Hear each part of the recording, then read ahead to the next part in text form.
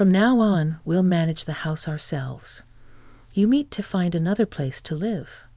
My brother and his wife, with my mother's support, want me out, treating me like an obstacle. Do they realize I've been covering the living expenses? It's surprising they'd be so disrespectful. In my head, I decided to take action.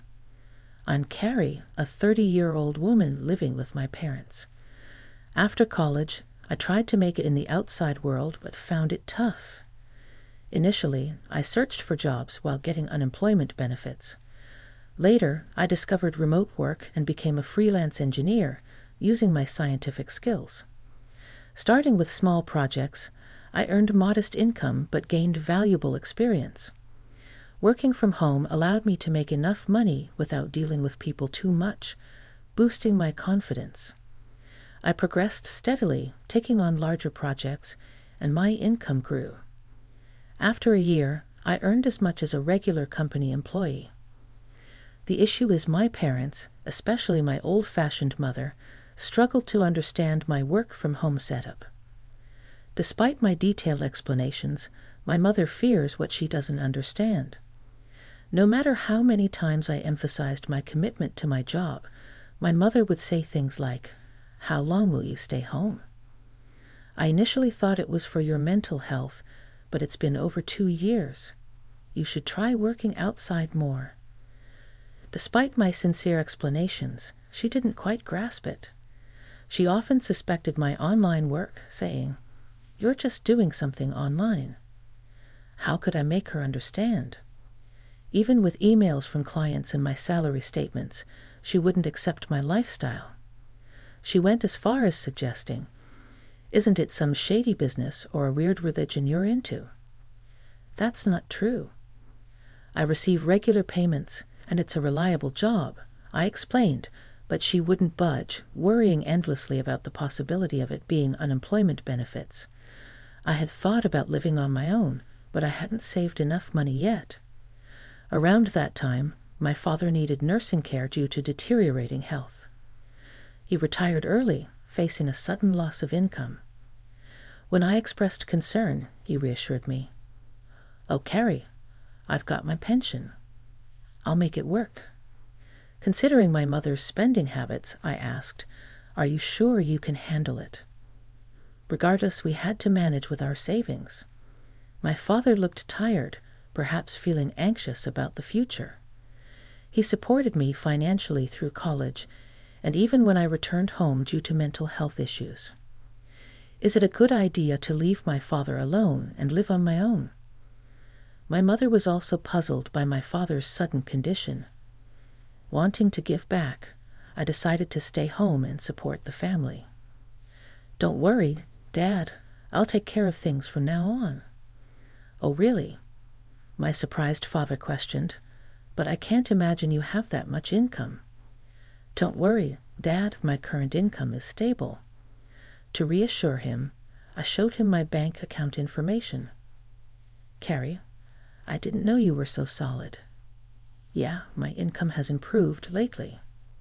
"Can you help us out a little?" "Of course, you've done so much for us, so I'll support you from now on." "Thank you, Carrie." This commitment led me to cover the living expenses, my father's medical bills, and other costs. Every month, I transferred a set amount to my father's bank account to assist with household expenses. Creating a new main card for my mother and giving her a supplementary card, as she'd have been using my father's credit card, both my father and I saved money whenever possible, urging my mother to do the same. However, my mother, still suspicious about my support, suggested kicking me out of the house. My father, recognizing my financial contribution, convinced her it would be harder without me. Reluctantly, she agreed to let me live with them. I continued working while helping at home, but my mother took my assistance for granted and became strict. "Can't you finish your chores faster?" "Sorry, it's not easy. I'm working at the same time." "You keep saying that, but is it really that difficult?" My mother didn't understand, and our relationship became increasingly strained. My father understood my efforts, and we lived this way for a year. However, after a year, he fell ill and had to be hospitalized. I visited him daily. "Hey, Dad, how are you today?" "Thank you, Carrie. It doesn't seem to be improving, but I hope it's less of a burden for you." "Don't think that way. Taking care of you wasn't a burden." "But I know you and Mom haven't been getting along. After my father's hospitalization, my relationship with my mother worsened.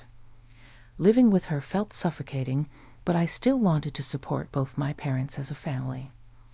I cherished memories of my mother making my lunchbox and putting effort into dinner when I was a student. However, my perspective changed when my brother Kevin and his wife, Mary, unexpectedly arrived one day. My mother seemed to have invited them without telling me.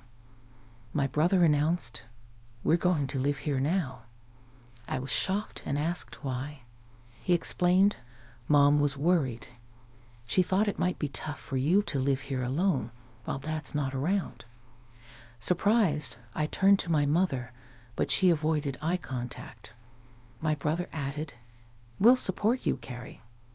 His wife, however, hinted at something more with a smirk. My mother stated, "Thanks both of you, Carrie. Be prepared to contribute. Otherwise, it might be hard for you to stay in this house." The situation with my brother and his wife being invited to our house was unexpected. My brother, with a degree from a prestigious college, worked for a solid company, presumably earning a good salary. However, I was also dedicated to my work. Could they manage without me? A new chapter of living together began. Living with them turned out to be more challenging than I thought. "Carrie, why aren't you up yet? Wake up and make breakfast."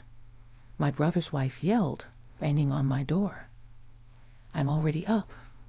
"I'm working early," I replied. I was fully awake and in work mode as a morning person. This was my most focused time of the day, and I wanted to spend it without any disturbances. "Really?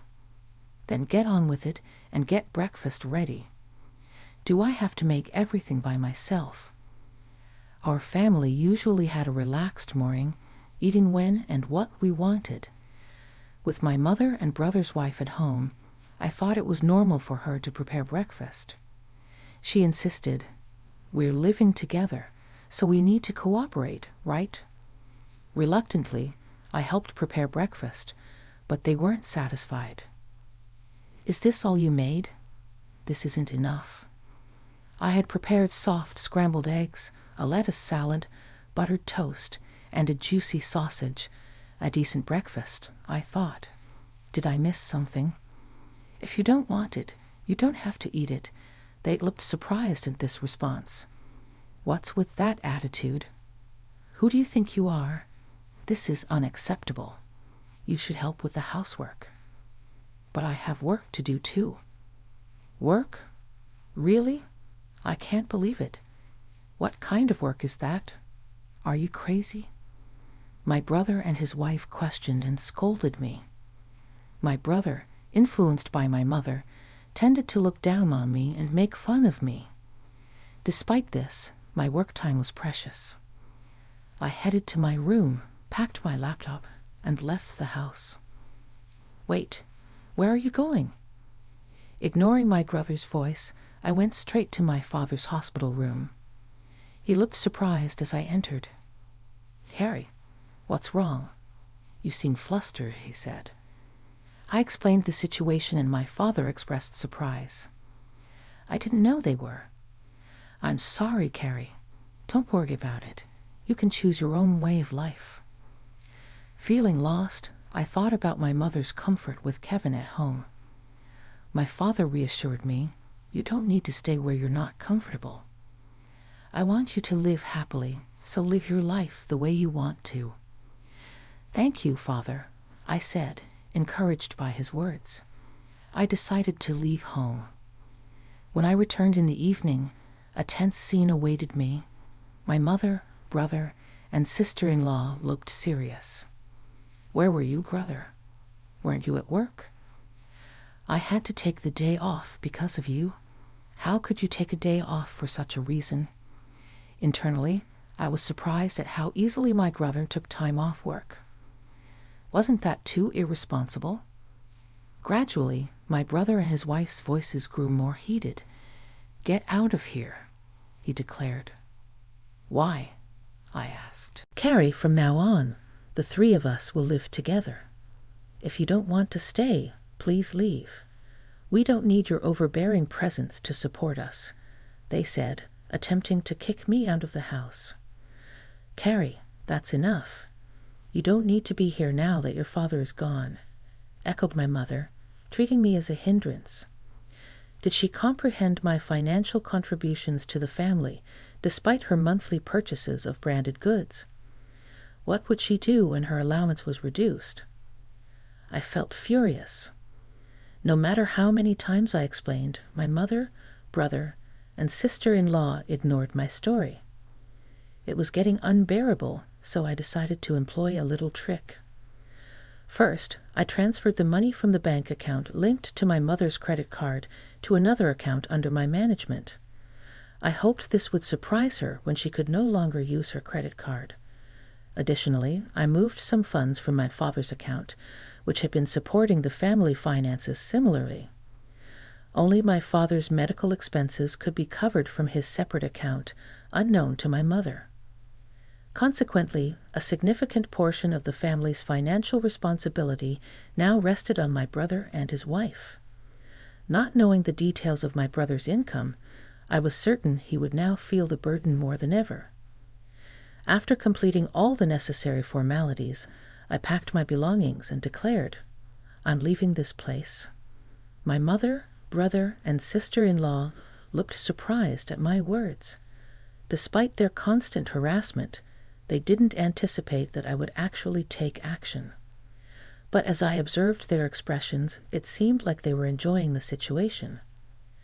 "You're finally leaving. I've never seen such a troublesome person. You won't be coming back with you," they said. Their relentless belittling was unbelievable. "Of course not. Don't contact me," I replied. They smiled as I left. But what would they think after I departed? Internally, I smiled and embarked on a new life. My new home was peaceful, allowing me to savor my own time and concentrate on my work. As expected, one day I received a call from my brother. "I told you not to contact me. What's wrong?" His voice carried surprise and urgency. "Oh, that? Yes, that's right. Why are you asking now?" "Why didn't you tell me? We had no idea." "Well, I did mention several times that I was working, but neither you nor Mom believed me." "Right, well, Mom said a lot of things and I was a little confused. So that's not my fault, right?" "No, it's not. But I'm having a problem with money. Mom's been spending quite a bit, and on top of that, we haven't been able to pay the house utilities and stuff." "Yes, I was able to do it because I was supporting you in so many ways." "I'm not home anymore, so you have to do it, Carrie. I need your help to transfer some money to my bank account." "What? I beg you, can you transfer some money over now?" "You must be joking. You're working for a big company. Isn't that how you make a living?" "Well, actually, I got fired from that company." "What? Why? I made a big mistake." "Was that before you moved back to our parents' house?" My brother's reply left me speechless. I guessed correctly. My brother may have come back to our parents' house thinking that there was enough money in the house. He probably thought he would be able to get by with a solid pension coming in after my father retired. I wished to convey to my brother that I played a significant role in supporting the family finances despite appearing idle. The thought of the surprise on his face when he discovered that I was the one maintaining the household finances, assuming they were stable, brought a certain amusement. The same revelation awaited my brother's wife and mother. My brother's wife implored, "We need your help. We're running out of savings." My mother echoed, "Your father is really upset about this. He won't contribute to the household finances anymore. We're in a tough situation. I've supported you enough. You're all healthy, so work hard and support yourselves. I'll cheer you on, I replied firmly. A frightened voice came through the phone. Reflect on your actions. I'm hanging up now. Don't contact me. But Carrie, wait a minute, my brother pleaded. I distanced myself from my brother, his wife, and my mother. My father felt unable to return to his life with my mother, seeking legal advice and relocating to a different place. Fortunately, I could visit him daily. A friend updated me on my brother's recent situation. He then moved to a small apartment, living a frugal life. My mother, accustomed to homemaking, struggled with her newfound job. My brother, with his college confidence, found it challenging to adapt to younger staff's opinions in his part-time job, resulting in short-lived employment. Among them, my brother's wife was the sole provider, working diligently to support the family finances. However, it seemed the pressure became too much, and she eventually departed. Now, my brother and mother are reportedly working hard together. Despite their efforts, my mother's tendency to overspend persists, and her debts continue to mount. I am concerned for her, but unfortunately, I can no longer offer assistance. I am currently putting in a lot of effort in a comfortable living space. My income is gradually increasing, and I'm contemplating trying something new. I aspire to visit my father daily and spend more time with him to witness his cheerful smile.